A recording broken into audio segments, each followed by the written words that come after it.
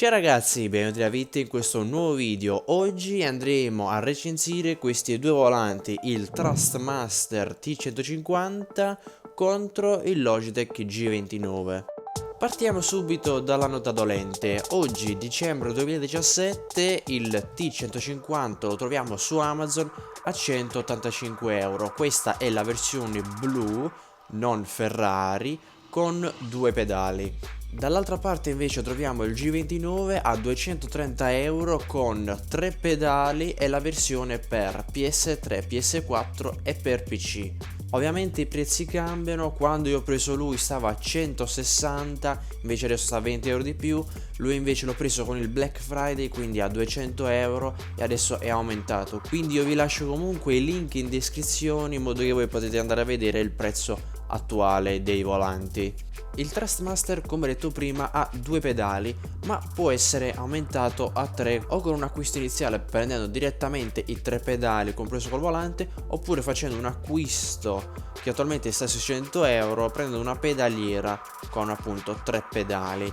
Invece il Logitech ha già 3 pedali di fabbrica, non esiste il Logitech con 2 pedali. Entrambi hanno la possibilità di aggiungere il cambio, lui con quello Thrustmaster da 120 euro, lui invece con 40 euro al cambio. Ovviamente la qualità del cambio è differente, ma si può scegliere. L'unica differenza è che il cambio della Logitech può essere attaccato solo a lui dietro al volante. Invece quello della Thrustmaster, avendo due tipi di connettori, sia quello USB che quello che va attaccato dietro al volante, può essere tranquillamente collegato ad un PC e quindi funzionare anche con il Logitech. Invece per quanto riguarda le console bisogna necessariamente attaccarlo dietro al volante, quindi per forza solo con il T150 o con altri volanti compatibili tipo il T300 e altri volanti che sono spiegati sul sito. Prima di partire con tutto ciò che vi devo dire, non fatevi ingannare dall'inquadratura. Entrambi hanno all'incirca la stessa corona, tranne per questa parte qui che è piatta. L'inquadratura fa sembrare questo volante leggermente più grande, in realtà è un po' più vicino proprio perché l'aggancio alla scrivania è differente. Partiamo dalle misure. Il Thrustmaster è profondo e largo all'incirca 30 cm, poi per quanto riguarda l'altezza è alto massimo 34-35 cm. Perché questo? Ovviamente sotto al volante c'è l'aggancio che vi permette di aggrappare il volante alla scrivania, quindi quel supporto può occupare 8, 9, 10 cm, ovviamente dipende dalla vostra scrivania.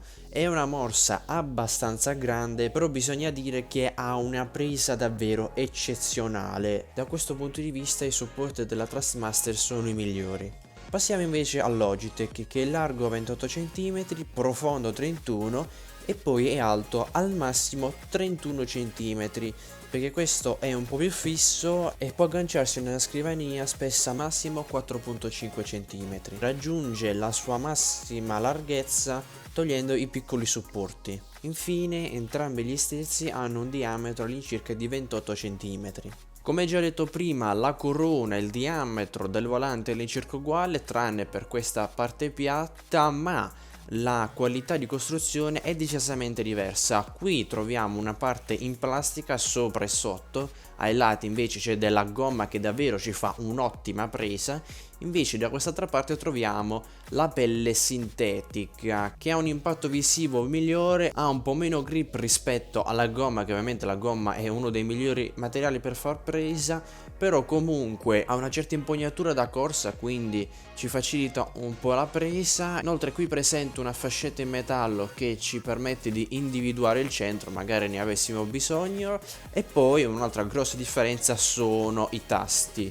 Su questo Logitech ci sono più tasti, partiamo da cerchio, quadrato e X che sono identici, poi troviamo R2 e R3, li troviamo anche qui, uno è sopra, uno invece è sotto, non so se riuscite a vederlo, comunque sono qui, R3 ed L3, quindi L2, L3, L2, R3. Poi troviamo il D-pad direzionale che è differente. Entrambi possono fare le stesse funzioni, cioè sopra, sotto, destra e sinistra, anche le funzioni incrociate come sopra e sinistra, sopra e destra, eccetera eccetera, ma sentite un po' il rumore. Questo qui invece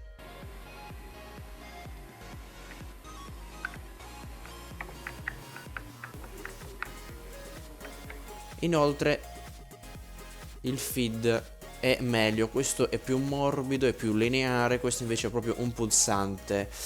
Diciamo che da questo punto di vista la qualità costruttiva si sente che qui è migliore, ma ovviamente anche il prezzo è maggiore. Poi troviamo ancora questi due tasti che ci sono anche qui, share e option, il tasto PlayStation, troviamo anche qui le levette.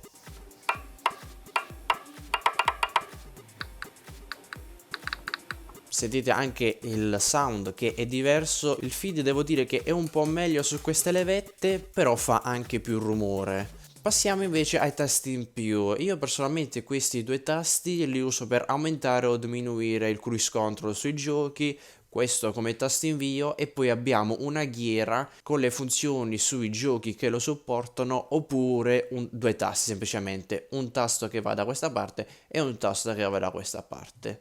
Parliamo un po' della meccanica. Entrambi i volanti hanno il force feedback, ma il primo gira fino a 1080 gradi, quindi sarebbero 3 giri, adesso si sta centrando.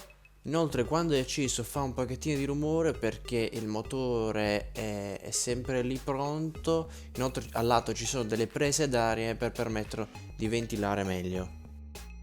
Il secondo invece, il Logitech G29, gira solo fino a 900 gradi, quindi 2 giri e mezzo, ma quando è fermo, tipo in questo caso, non fa nessun rumore. Ora vi faccio sentire un po' come girano.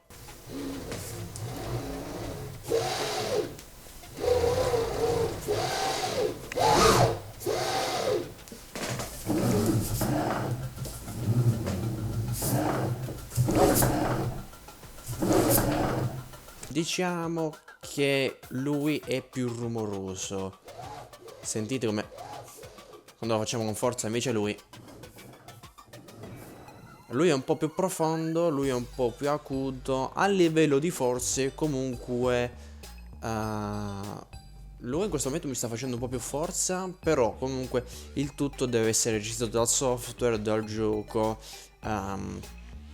Ci sono un po' di differenze, tipo lui quando è fermo, anche staccato senza motore, un pochettino di forza la fa, proprio perché il motore è fatto in questa maniera. Lui invece quando è spento o è in modalità molla a livello 0 è abbastanza più morbido rispetto a lui, quindi da questo punto di vista per chi gioca su giochi tipo Farming Simulator 17 dove non c'è neanche la possibilità di utilizzare il force feedback, lui è meglio appunto perché è più morbido e tranquillo.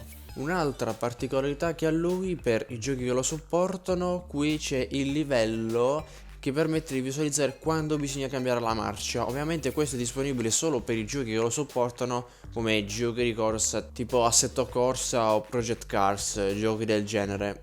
A questo punto direi che ci sono molti punti a favore per il Logitech, ma non è tutto così. Primo perché lui ha i driver interni aggiornabili, quindi nel tempo si comporterà meglio proprio perché viene aggiornato, a meno che insomma in questo momento in cui vedete il video non ci sono più aggiornamenti per lui perché sarà così vecchio, non lo so, ma in teoria lui ha i driver aggiornabili, quindi proprio il cervello del volante viene aggiornato, invece lui no. Un altro punto veramente che fa la differenza tra i due, questo qui con scrivanie come la mia che sono spesse, quindi siete costretti a togliere un piccolo cosettino di plastica che ho fatto vedere nell'unboxing, nel caso lo vogliate vedere in descrizione vi lascio il link. Comunque con scrivanie del genere siete costretti a togliere quel pezzettino di plastica, perciò lui perde un po' di aderenza, nonostante io l'abbia stretto al massimo. Se provo a tirarlo, guardate che cosa succede. Succede questa cosa, ora provo a metterlo qua. Ok, l'ho incastrato un pochettino così, alla buona. Lui invece ha davvero tanti gommini sia sopra che sotto, perché ha la classica morsa Thrustmaster che davvero è difficile, è davvero difficile. In curve impegnative tirare questo è difficile veramente, vi tirate dalla scrivania. Vabbè, la mia scrivania non si muove perché è veramente pesante, ma comunque da questo punto di vista, per quanto riguarda la presa, questo Trustmaster è assolutamente imbattibile. Nonostante ciò, entrambi hanno la possibilità di essere montati su dei playset. Ci sono quelli originali della Logitech per lui e quelli fatti da altre marche per la Trustmaster. A questo punto penso di avervi detto tutto su questi due volanti.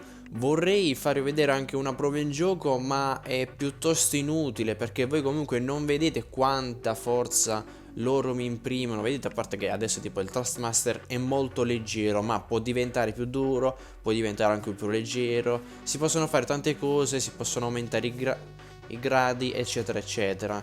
Entrambi sono degli ottimi volanti. Dal punto di vista del design lui vince, dal punto di vista della numerosità lui vince, dal punto di vista dei driver a quanto pare vince lui, e più ho detto l'altra cosa importante è la morsa, lui non si muove. Quindi io penso di avervi detto tutto. Se qualcosa non vi è chiaro scrivete, lasciate un bel commento perché io li leggo tutti, rispondo sempre. Se è necessario magari vi faccio anche un video più approfondito. Fatelo al più presto perché questo Trustmaster lo dovrò dare indietro, quindi terrò solo il Logitech. Per quanto riguarda il Logitech mi potete fare tutte le domande all'infinito, io sarò sempre disponibile a rispondere perché ci lavoro. Lui invece purtroppo ritornerà indietro. Per il prezzo che li ho pagati, 160 euro contro 200 euro per quanto riguarda me, ovviamente i prezzi cambiano su Amazon. Io ho deciso di prendere il Logitech. Una particolarità: dovrò cercare un modo per fargli fare più grip alla scrivania, perché in questo momento, come avete visto, se ne viene con una mano. Quindi no, attualmente c'è qualche altro particolare da sistemare. Un'altra piccola nota prima di concludere il video: entrambi li ho provati su Dirt 4 e devo dire che lui è guidabile un po' meglio, si riesce a guidare meglio. Lui invece dà un maggiore force feedback, quindi sono due sensazioni di guida diverse e ovviamente uno, dopo averci preso la mano, riesce a guidare tranquillamente con entrambi. Detto ciò, io spero che questo video vi sia piaciuto. Se vi è piaciuto lasciate un bel like per supportare il canale e per far andare avanti questi unboxing e tutto ciò che ci può essere sul canale. Quindi da Vito è tutto, ciao!